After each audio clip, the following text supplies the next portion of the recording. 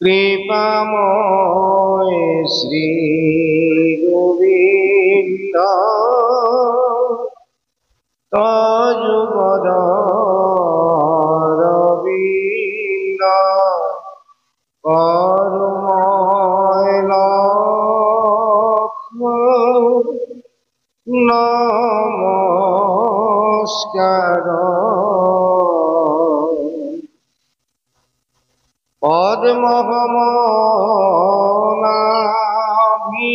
পদ্মহমনাভিজার প্রণাম বারম্বার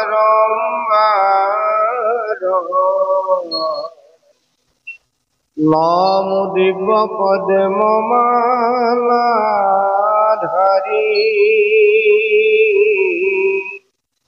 নম পদ্মনেত্র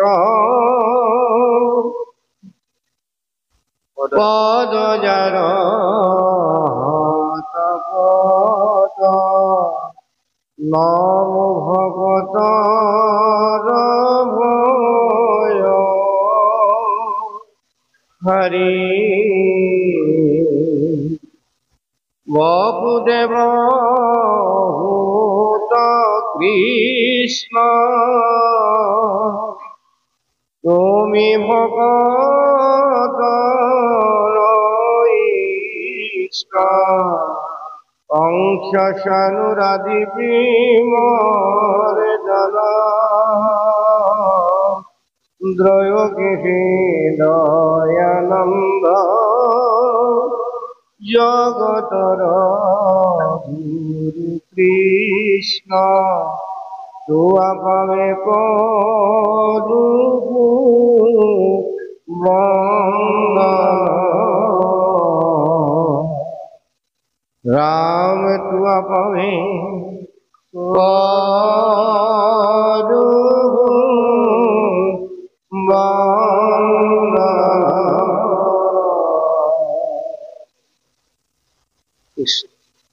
সমস্ত জীবর পালক অনন্ত কোটি ব্রহ্মাণ্ডর অধিকারী মহাবৈকুণ্ঠর অধ্যক্ষ পরম পিতা পরমেশ্বরের চরণত জয় জয় ভক্তির অর্ঘ্য নিবেদন করা হয়েছে। কৃষ্ণ কৃষ্ণ হরিরাম।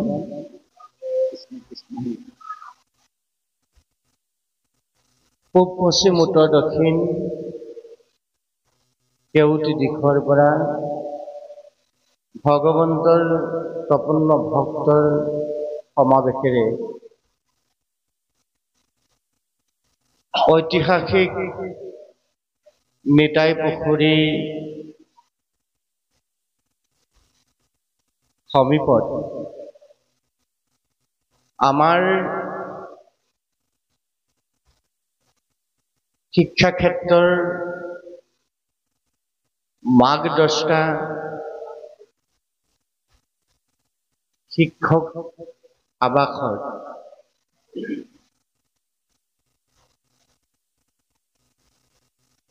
এই অঞ্চলৰ শিক্ষা ক্ষেত্ৰসমূহৰ শিক্ষাগুৰুসকল একত্ৰিত হৈ থকা এই পৰম পবিত্ৰ স্থান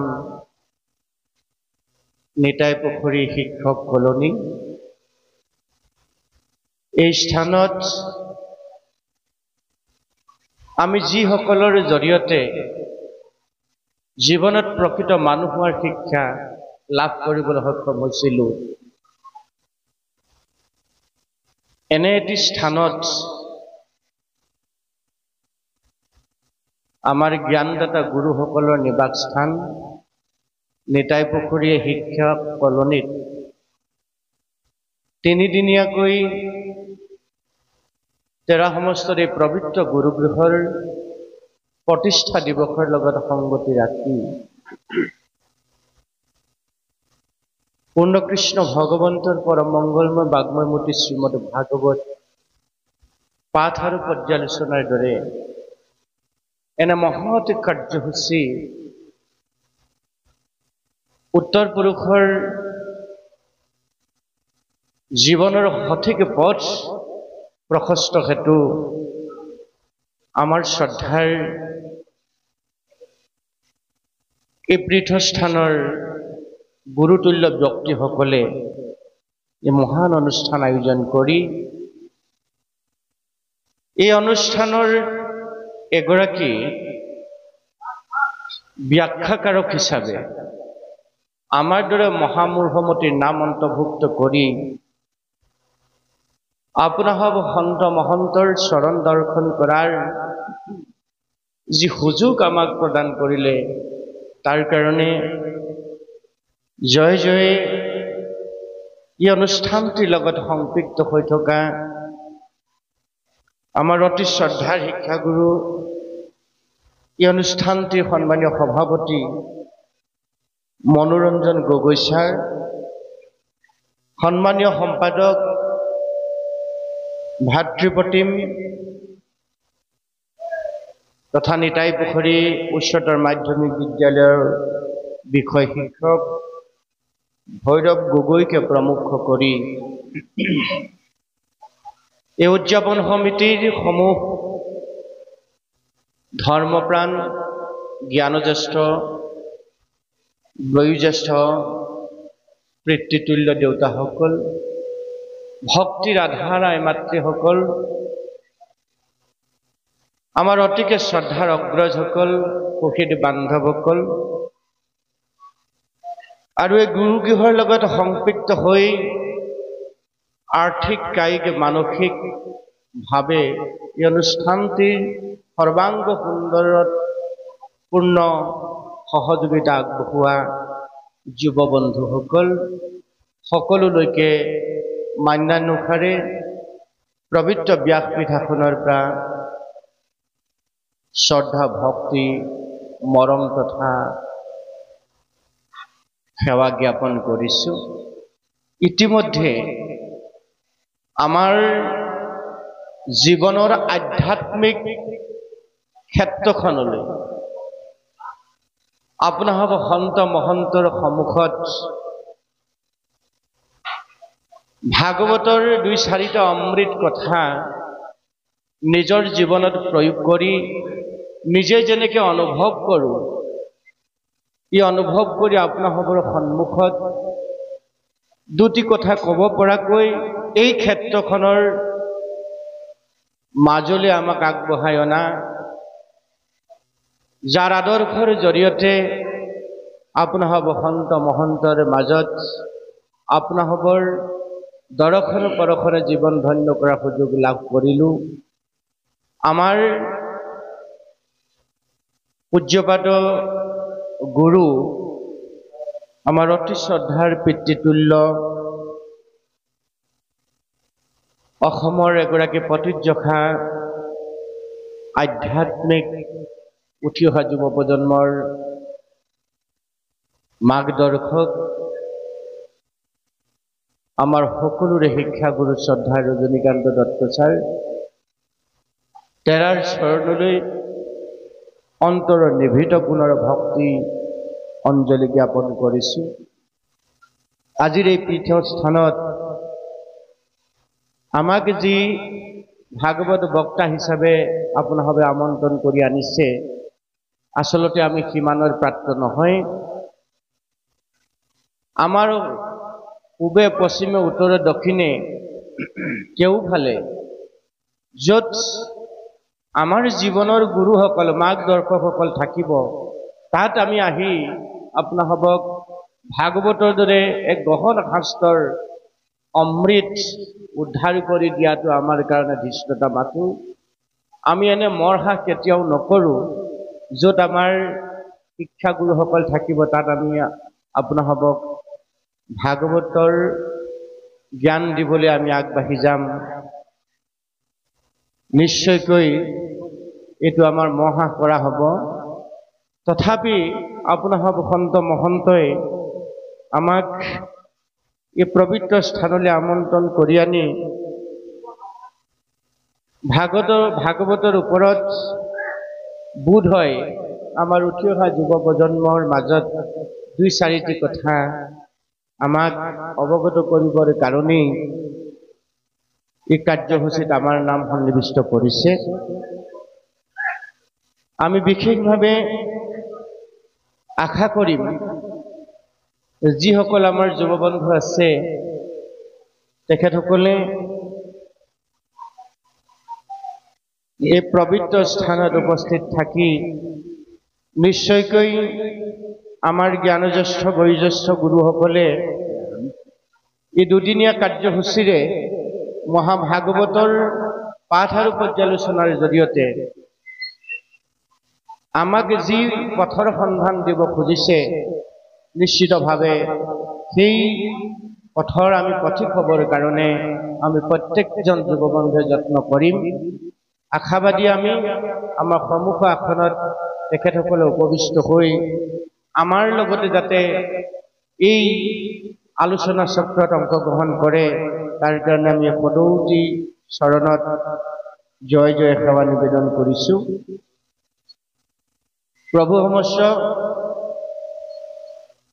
ইতিমধ্যে ভাগৱতৰ প্ৰথম স্কন্ধৰ পৰা দ্বাদশ স্কন্ধ পৰ্যন্ত আমাৰ পৰম গুৰু শ্ৰদ্ধাৰ ৰজনীকান্ত দত্ত ছাৰে ভাগৱত উদ্বোধনীত প্ৰায় ৪৫ মিনিট সময় সুন্দৰভাৱে ভাগৱতৰ ৪ অক্ষৰৰ যি তাৎপৰ্য তাক সুন্দৰভাৱে বৰ্ণনা কৰিলে। দ্বাদশৰী মন্ত্ৰ ওম নমো ভগৱতে বাসুদেৱায়, এই দ্বাদশৰী মন্ত্ৰৰ দ্বাদশ স্কন্ধ যিহেতু ভাগৱত হৈছে, এই দ্বাদশৰী মন্ত্ৰৰ আৰম্ভণিৰ পৰা শেষলৈকে খুব সাৱলীলভাৱে তেখেতে আমাৰ জীৱনৰ কাৰণে প্ৰয়োজনীয় যিখিনি কথা এই কথাখিনি ভুৰুকাত হাতী ভৰাই আমাক প্ৰদান কৰিলে। গতিকে তেখেতে কোৱাৰ পিছত আকৌ নকৈ আমি ভাগৱতৰ কিবা ক'ব লগা আছে বুলি ভবা নাই। তথাপি ভাগৱত দ্বিতীয় স্কন্ধ আমাৰ অতি শ্ৰদ্ধাৰ পাঠাচাৰ্য সুন্দৰ নামাচাৰ্য ডিম্বেশ্বৰ গগৈ, প্ৰদীপ দত্ত, যাদৱ বৰুৱা, কৃষ্ণ দত্ত, মীনাৰাম দত্তকে প্ৰমুখ কৰি সহযোগী পাঠাচাৰ্যসকলে নিশ্চয়কৈ তেখেতলোকৰ পাঠৰ জৰিয়তে আমাক ইয়াৰ অমৃত ৰস আস্বাদন কৰাব। আমি মাত্ৰ দ্বিতীয় স্কন্ধৰ যিখিনি কথা পদবন্ধে ইতিমধ্যে পাঠ হৈছে তাকে আমি পাঠৰ আলমেৰে ২-৪টি কথা আলোচনা কৰিবৰ কাৰণে যত্ন কৰিম। অজানিতে আমাৰ আলোচনাৰ কালত কোনোবা এখিনিত যদি বহা দুটা অপৰাধে ৰৈ যায়, সৰ্ব অপৰাধ সৰ্ব দুখ আপোনাসৱৰ পুত্ৰ বুলি ভাবি আপোনাসৱৰ ভাতৃবৎ স্নেহেৰে আমাৰ সৰ্বদুখ সৰ্ব অপৰাধ মৰিখন কৰিব। জয় জয় সমস্ত জনৰ চৰণৰ যোগেদি মহাপ্ৰভু গোবিন্দৰ চৰণলৈ আমি পুনশ্চবাৰ ভক্তি সেৱা নিবেদন কৰিছোঁ। প্ৰভু সমস্ত আমি ভাগৱত বুলি কওঁতে ৪টা অক্ষৰৰ কথা বুজি পাওঁ। ছাৰে খুব সুন্দৰভাৱে কৈছে যে ভাকাৰং ভাবুক জ্ঞ, গকাৰং জ্ঞান উদ্ভৱম, ৱকাৰং বৈষ্ণৱী জ্ঞানম, তকাৰং তত্ত্ব ভাবুকম। অৰ্থাৎ ভাগৱতৰ সম্পৰ্কে বা ভাগৱত মহাধৰ্মৰ সম্পৰ্কে জানিবলৈ যোৱাৰ আগতে এই ৪টা অক্ষৰেনো আমাক কি বুজাব খুজিছে এই কথাখিনি আমি জানিব লাগিব। তাৰ আগত ভাগৱতৰ আগত শ্ৰী আৰু মদ শব্দটো যোগ কৰি দিছে, শ্ৰীমদ ভাগৱত, অৰ্থাৎ তালবীয়া হ ৰকাৰ আৰু দীৰ্ঘইকাৰ শ্ৰী, তাৰ পিছত দিছে মদ, তাৰ পিছতে দিছে ভাগৱত। এতিয়া ভাগৱত যদিও ৪টা অক্ষৰ যোগে এটা অৰ্থবহু শব্দ, এই ভাগৱতক আমাৰ মানৱ শৰীৰৰ লগত যদিও তুলনা কৰা হৈছে, এই কথাখিনি কিন্তু বিস্তৃতভাৱে আমি জানি ল'ব লাগিব। কেনেকৈ ভাগৱতক মানৱ শৰীৰৰ লগত তুলনা কৰিছে, নৰে কেনেকৈ ভাগৱত হ'ব পাৰি, নৰে কেনেকৈ ঈশ্বৰত্ব লাভ কৰিব পাৰি, জীৱই কেনেকৈ শিৱলৈ ৰূপান্তৰ হ'ব পাৰি, নৰে কেনেকৈ নৰোত্তম হ'ব পাৰি, তাৰ গোটেই ব্যৱস্থাখিনি আমাক ভাগৱতে দিছে। এই কথাখিনি বিস্তৃতভাৱে আলোচনা কৰাটো আমাৰ প্ৰয়োজন আছে। ভাগৱত কীৰ্তন দশম গোকা ৰত্নাৱলী গীতা এই 6খন নিগম শাস্ত্ৰ বুলি কৈছে। এই নিগম শাস্ত্ৰত একমাত্ৰ বিষয় হিচাপে ৰাখিছে ভগৱান কৃষ্ণ অৰ্থাৎ অনন্ত কোটি ব্ৰহ্মাণ্ডৰ অধিকাৰী মহাহৰি বিষ্ণু অৰ্থাৎ কৃষ্ণ, যাক আমি সকলোৱে পৰম উপাস্য হিচাপে গ্ৰহণ কৰোঁ। চাৰিমুঠি জীৱৰ নিয়ন্ত্ৰক পালক সেইজন মহাহৰি বিষ্ণু। এই বিষ্ণুকেই এই 6খন নিগম শাস্ত্ৰই বিষয় হিচাপে উপবাদ্য কৰিছে। কৃষ্ণস্তু ভগৱান স্বয়ং, চায়ে খুব সুন্দৰভাৱে ক'লে কৃষ্ণই ক'লে একমাত্ৰ ঈশ্বৰ, সেই কৃষ্ণৰ কথা এই মহাভাগৱতত বৰ্ণনা কৰা আছে, ইয়াত বেলেগৰ কথা নাই। দেৱৰ্ষি নাৰদে আহি ব্যাসক উপদেশ দিছে যে ব্যাস হ'ল ভগৱন্তৰ 24 অৱতাৰৰ অন্যতম এক অৱতাৰ, ভগৱন্তৰ অংশ অৱতাৰ। 4 বেদ 14 শাস্ত্ৰ 17 পুৰাণ লিখি ব্যাস মতিচন্ন হৈ বদৰিকা আশ্ৰমত তললৈ মুখ কৰি উগুল থুগুল মনেৰে অস্থিৰ মন এটা লৈ বহি আছে। সেই সময়ত আহি দেৱৰ্ষি নাৰদে উপদেশ দিছে। নাৰদো হ'ল ভগৱন্তৰ অংশ অৱতাৰ, 24 অৱতাৰৰ অন্যতম অৱতাৰ, অৰ্থাৎ বৈষ্ণৱে বৈষ্ণৱক আহি উপদেশ প্ৰদান কৰিছে। সৎজনৰ কৃপাৰ পৰশত আপুনি ময়ো যদি কিবা কাৰণত জীৱনৰ সঠিক লক্ষ্যৰ পৰা বিচলিত হ'ব লগা হয়, নিশ্চিতভাৱে সন্তৰ কৃপা হ'লে, সাধুৰ সংগত থাকিলে আমি তাৰ পৰা পৰিত্ৰাণ পোৱাৰ পথ ভাগৱতে আমাক প্ৰদান কৰিছে। কাৰ কথা কৈছে ব্যাসক দেৱৰ্ষি নাৰদে? তুমি 4 বেদ 14 শাস্ত্ৰ 17 পুৰাণত যিবিলাক লিখিলা সমস্ত জীৱৰ অকল্যাণ কৰ্মবিলাক দেখুৱাই দিলা, কৰ্মবিলাক কৰোৱাই দিলা, যাৰ কাৰণে কলিৰ মলমতি লোকসকল অল্পায়ু হ'ব। তেওঁলোকে এই সংসাৰলৈ আহি জীৱনৰ যি ইচ্ছিত ফল তাৰ পৰা তেওঁলোক বঞ্চিত হ'ব, তেওঁলোক নৰকগামী হোৱাৰ ৰাস্তাটোহে তুমি দিলা। এতিয়া মোৰ উপদেশে তুমি এটা কাম কৰা, যদিহে তুমি মোক মান্যতা প্ৰদান কৰিছা, মোৰ পৰা যদি তোমাৰ এই অৱচেতন মনটোৰ পৰা সচেতন হোৱাৰ উপায় তুমি জানিব বুজিব বিচাৰিছা। কি উপদেশ দিলে? অমূৰ উপদেশে কৰা ভাগৱত শাস্ত্ৰ, প্ৰচাৰক গোবিন্দৰ গুণ নাম মাত্ৰ। সেয়া ব্যাস, তুমি মোৰ উপদেশ মতে ভাগৱত মহাগ্ৰন্থ ৰচনা কৰা, তেতিয়াহে তোমাৰ এই উগুল থুগুল মনটো শান্ত হ'ব। তেতিয়াহে তুমি আগত যিখিনি কৰ্ম কৰি আহিলা তাৰ কাৰণে তোমাৰ যি দুখ হ'ব, পাপ হ'ব, তাৰ পৰা তুমি পৰিত্ৰাণ পাবা।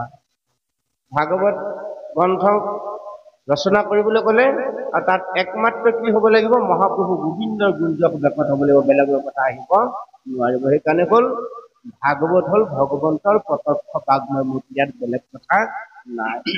আমাৰ ইয়াতে খুব সুন্দৰভাৱে পাঠত কৈ গ'ল যে পূজাত নমস্কাৰ ধ্যান সমস্ত দুষ্কৰ, হৰিগুণ নাম ধৰ্ম মহাসুখকৰ। হৰি গুণ নাম ধৰ্ম সমৃদ্ধ, অৰ্থাৎ মহাপ্ৰভু গোবিন্দৰ চৰণত জীৱই যি কৰিলে পৰম কল্যাণ সাধিত হয়, সেই সম্পদখিনি ভাগৱত গ্ৰন্থৰ মাজত আমাক দিলে। যে ভাগৱত গ্ৰন্থত কি আছে? ঈশ্বৰ কৃষ্ণৰ ভক্তিৰ কথা সন্নিৱিষ্ট কৰিছে। হৰিৰ নামেইব নামেইব নামেইব মম জীৱন, নাৰদে কৈছে কলো নাস্তেইব নাস্তেইব নাস্তেইব গতি অন্যথা, হৰিৰ নামেখে নামেখে জীৱন আমাৰ কলিযুগৰ গতি আৰু নাই এষাৰ। কলিযুগৰ মলমতি লোকসকল কৰিব পৰা একমাত্ৰ সাৰ বস্তু দিলে মহাভাগৱত। ভাগৱতত কি দিলে? মহাপ্ৰভু গোবিন্দৰ একমাত্ৰ গুঞ্জক। সেই গুঞ্জক কায় মনোবাক্যে সুধি বিশ্বাসে কলিৰ মলমতি লোকসকল অৰ্থাৎ আমি কায় বাক্য মনে সুধি বিশ্বাসে যদি সৎসং তৈয়াৰ কৰি তাক শ্ৰৱণ কীৰ্তন কৰোঁ নিৰন্তৰে, তেতিয়াহ'লে আমাৰ পৰম কল্যাণ সাধন হ'ব, জীৱই শিৱলৈ আমি ৰূপান্তৰিত হ'ব পাৰিম। এই কথাখিনি ইয়াত ৰাখিছে। সেইকাৰণে ইয়াত ভাকাৰং বুলিছে, ভাবুক জ্ঞ, অৰ্থাৎ গভীৰভাৱে ভাবা, ভাবিব পৰা এটা ভাবুক মন ঈশ্বৰে আমাক অতি দায়াটোৰে দিলে। 4টা বিশেষ বস্তু মনুষ্যক ভগৱন্তই দিলে। এটা হ'ল সুন্দৰ দেশ, যিটো দেশৰ সিটো ঊৰ্ধ্বগামী ওপৰলৈ থকা, বাকী ইতৰ প্ৰাণী দেহটো পথালিকে থাকে, চাবচোন। গতিকে সুন্দৰ এটা লাৱণ্য দেশ, মানুহক ঈশ্বৰে দিলে নৰতন। দ্বিতীয়টো মহৎ বস্তু দিলে ভগৱন্তই মানুহক বাণী, মানুহে বাণী কয়, ইতৰ প্ৰাণীয়ে ধ্বনি কয়। গৰুটোৱে সাম্বা বুলি কয়, ছাগলীজনীয়ে বে বুলি কয়, চৰাইজনীয়ে চিক বুলি কয়, ইত্যাদি ইত্যাদি। ইতৰ প্ৰাণীবিলাকে ধ্বনি কয়, মানুহে বাণী ক'ব পাৰে। সেইকাৰণে মানুহ বিশেষ। ছাৰে কৈছে যে জীৱশ্ৰেষ্ঠ মানুহ, জীৱশ্ৰেষ্ঠ হোৱাৰ মূল কাৰণ হ'ল চাৰিটা। প্ৰথম এটা সুন্দৰ দেশ, দ্বিতীয়টো হ'ল বাণী, তৃতীয়টো হ'ল এটা পবিত্ৰ মনৰ গৰাকী কৰি মানুহক ভগৱন্তে পঠিয়াইছে। মানুহৰ এটা ভাবুক মন আছে, জিজ্ঞাসু মন আছে, সেই পবিত্ৰ মন জিজ্ঞাসু মন কৰি ভগৱন্তে মানুহক পঠিয়ালে বিশেষভাৱে। আৰু শেষৰটো হ'ল বিবেক। অতি দায়াতৰে চতুৰ্থ মহৎ বস্তুটো ভগৱন্তই দিলে মানুহক বিবেক। মানুহ হ'ল বিবেকবান, যি জীৱনৰ প্ৰতিটো পল অনুপল, প্ৰতিটো মুহূৰ্ত বিবেক বিচাৰত জীৱনৰ সৰ্বোচ্চ কামবিলাক কৰিবৰ কাৰণে প্ৰযত্ন কৰিলে, সেই জীৱ পুণ্যৱান জীৱ, সেই জীৱ ভগৱন্তৰ প্ৰিয় জীৱ। তেওঁ জীৱনত কেতিয়াও দেহেৰে বাক্যৰে মনেৰে ভুল কৰিব নোৱাৰে। যি দেহেৰে কেতিয়াও ভুল নকৰে, যি বাক্যৰে কেতিয়াও ভুল নকৰে, যি মনেৰে কেতিয়াও ভুল নকৰে, তেওঁহে কায় বাক্য মনৰ ধৰ্ম সঠিকভাৱে থাকিব। আৰু যাৰাসকলে কায় বাক্য মনৰ ধৰ্ম সঠিকভাৱে জীৱনৰ প্ৰতি মুহূৰ্তে মুহূৰ্তে পালন কৰিব পাৰিলে, জীৱনৰ প্ৰতি মুহূৰ্তে মুহূৰ্তে প্ৰতি খোজে খোজে তেওঁৰ লগত সংগী হিচাপে সেইমতে আগবঢ়াই লৈ যাব পাৰিলে, তেওঁৰ জীৱন শৃংখলিত, পৰিশীলিত, পৰিমাৰ্জিত নিশ্চিতভাৱে হ'ব। আৰু তেনে জীৱই ভগৱন্তৰ প্ৰিয় পাত্ৰ হৈ ভগৱন্তৰ পৰম ধাম বৈকুণ্ঠত স্থান লাভ কৰিব। গতিকে সেই ভগৱন্তৰ প্ৰিয় ভক্ত হ'ব পৰা যি ব্যৱস্থা, এই ব্যৱস্থাখিনি আমাক ভাগৱতত সুন্দৰভাৱে দিছে। ভাগৱত দ্বিতীয় স্কন্ধ, ভাগৱত মহাধৰ্ম। ইতিমধ্যে মৃত্যুমুখী পৰীক্ষিতে শুকদেৱক সুধিছে, গুৰু শুকক সুধিছে যে সেই গুৰুদেৱ, যে মৃত্যুমুখী জীৱই কি কৰ্ম কৰিলে তেওঁ সংসাৰৰ হাত সাৰি যাব পাৰে? পৰীক্ষিতৰ প্ৰশ্ন আছিল সেইটো। ভাগৱতৰ বিশেষ 6টা প্ৰশ্ন, 6টা প্ৰশ্নৰ ভিতৰত মুখ্যতম প্ৰশ্ন হ'ল যে মৃত্যুমুখী জীৱই কি কৰ্ম কৰিলে সংসাৰ হাত সাৰি যাব পাৰে? পৰীক্ষিত যেনেকৈ মৃত্যুমুখী জীৱ, পৰীক্ষিতে যেনেকৈ 7 দিনৰ ভিতৰত তক্ষকে দংশন কৰিব বুলি শ্ৰমিক মুনি পুত্ৰ সিংগীয়ক তেওঁ সাপ দিছিল। আমাৰ ছাৰে খুব সুন্দৰভাৱে উদ্বোধনী ভাষণতে কাহিনীটো কৈছে যে পৰীক্ষিতে ধনু আগেৰে মৰা সাপ শ্ৰমিক মুনি ধ্যানস্থ হৈ থাকোঁতে, উচ্চ উপাসনা কৰি থাকোঁতে তেওঁ ধনু আগেৰে মৰা সাপটো তেওঁৰ ডিঙিত আনি দিলে। আৰু তেওঁ পুত্ৰই পিতৃ ডিঙিত মৰা সাপ কোন মূৰ্খই আনি দিলে বুলি তেওঁ 7 দিনৰ ভিতৰত কাল সৰ্পই অৰ্থাৎ তক্ষকৰূপী মহাকালে তেওঁক দংশন কৰিব বুলি সাপ দিলে। আৰু সেই সাপগ্ৰস্ত পৰীক্ষিতে 7 দিনত যিহেতু তেওঁ মৃত্যুৰ বাতৰি পায়, ভিন্নজনে ভিন্নভাৱে তেওঁক উপদেশ দিছে যদিও কাৰো উপদেশ তেওঁ মানি লোৱা নাই। শেষত শুকগুৰুৰ চৰণত পৰি তেওঁ 7 দিনত কি কৰ্ম কৰিলে এই সংসাৰ হাত সাৰি যাব পাৰি তাৰ উপায় লাভ কৰিলে। 7 দিনত কি কৰিলে জীৱই তৰিব পাৰে বুলি ক'লে, ভাগৱত মহাধৰ্ম জীৱনত পালন কৰিলে আমি প্ৰত্যেকটি মৃত্যুমুখী জীৱই পৰীক্ষিতৰ দৰে এই 7 দিনৰ ভিতৰতে এই সংসাৰ হাত সাৰি তৰি যাব পাৰিম। এই কথাখিনিকে আমাৰ ভাগৱত দ্বিতীয় স্কন্ধত আমি খুব সুন্দৰভাৱে আমাক পাঠে কৈ যাব। আমি কথাখিনি যদি আলোচনা কৰোঁ নিশ্চয়কৈ আমাৰ প্ৰত্যেকৰে উপকাৰ হ'ব। এতিয়া ইয়াত কৈছে যে ভাকাৰং ভাবুক কিয় গভীৰভাৱে ভাবা, এই ভাবুক মনটো যে আমাক দিলে বুলি ক'লো, ঈশ্বৰে দিয়া অতি পবিত্ৰ মন। কাৰণ জ্ঞান উদ্ভৱম বুলি কৈছে, দ্বিতীয় বৰ্ণতে কৈছে জ্ঞান উদ্ভৱ হ'ব। সেই জ্ঞানটো কি জ্ঞান? কাৰণ তৃতীয় বৰ্ণতে ক'লে বৈষ্ণৱী জ্ঞান, বিষ্ণুক জনাৰ জ্ঞান, যাকে জানিলে আৰু জীৱই জানিবলৈ বাকী নাথাকে। কি জ্ঞান হ'ব? বিষ্ণুক জনাৰ জ্ঞান, অনন্ত কোটি ব্ৰহ্মাণ্ড অধিকাৰী মহাহৰি গোবিন্দক জনাৰ জ্ঞান। আৰু তেতিয়া আমাৰ কি হ'ব বুলিছে? তকাৰম তত্ত্ব দৰ্শনম। আমি তেতিয়াই তত্ত্ব উপলব্ধি কৰিম। তত্ত্ব কি? পৰম তত্ত্ব, যে মই কোন ক'ৰ পৰা আহিলো, মই নিশ্চিতভাৱে ক'ৰ পৰা আহিছো, মই জীৱ, এই জীৱ মই কোন ক'ৰ পৰা আহিলো, এই যিটো জ্ঞান এইটো হৈছে পৰম তত্ত্ব জ্ঞান। মই কোন ক'ৰ পৰা আহিলোঁ তাক জনা জ্ঞান, মই আছোঁ ক'ত কৰিছোঁ কি তাক উপলব্ধি কৰা জ্ঞান, মই কি কৰিলে ক'লৈ যাম তাক বুজাৰ যিটো জ্ঞান।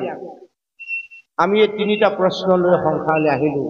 এই তিনিটা প্ৰশ্নৰ উত্তৰ এই 100 বছৰীয়া মানৱ শৰীৰটো লাভ কৰাৰ পিছত আমি যদি তাক উপলব্ধি কৰিব পাৰোঁ, অনুভৱ কৰিব পাৰোঁ, বুজিব পাৰোঁ, বুজি লৈ যদি সেইমতে যদি আমি চলিব পাৰোঁ, তেতিয়াহ'লে নিশ্চিতভাৱে আমাৰ প্ৰত্যেকৰে জীৱন শৃংখলিত পৰিগণিত হ'ব। নিপতিৰ প্ৰশ্ন পাছে শুনি মুনি হুকে, দ্বিতীয় স্কন্ধৰ কথা শুনি উৎসুকে। কৃষ্ণপদ পংকজক হৃদয়ত ধৰি, দিলন্ত সিদ্ধান্ত তাংক সাধুবাদ কৰি। যে সাধুবাদ কৰিছে, ধন্য ধন্য প্ৰশংসা কৰিছে যে সেই ৰাজা পৰীক্ষিত তুমি পৰম ধন্য, তুমি তৰিবাই যে কলিৰ মলমতি লোকসকল তৰিব পৰা এটা সুন্দৰ প্ৰশ্ন জগত কল্যাণৰ কাৰণে তুমি আজি অৱতাৰণা কৰিলা। তাৰ কাৰণে তোমাক ধন্যবাদ দিছোঁ। ধন্য নৰপতিমতী উত্তম তোমাৰ কুশিলাহা, যিটো কথা সংসাৰতে সাৰ, সংসাৰৰ আটাইতকৈ সাৰ কথাটো তুমি সুধিলা। মুখ্যটো সাধন এইটো জগতৰ হিত, লভিলা মুকুতি যিটো তাহাৰ বাঞ্ছিত। যে যিটো মুখ্যৰো সাধন, যিসকলে ইতিমধ্যে এই সংসাৰ ত্যাগ কৰি পৰম মুক্তি লাভ কৰি গ'ল, সেই সকলো জানিব লগা প্ৰশ্নভাগ তুমি আজি অৱতাৰণা কৰিলা। নাহি জ্ঞান যাৰ জাতি ধৰ্ম মাত্ৰ কৰে, নিতে বলি বিশ্বপাঞ্চ যজ্ঞকো আচৰে। তাহাৰ শ্ৰোতব্য কথা আছে সংসাৰত, হৰি বিমুখৰ হোৱে ব্যৰ্থ আয়ু পাত।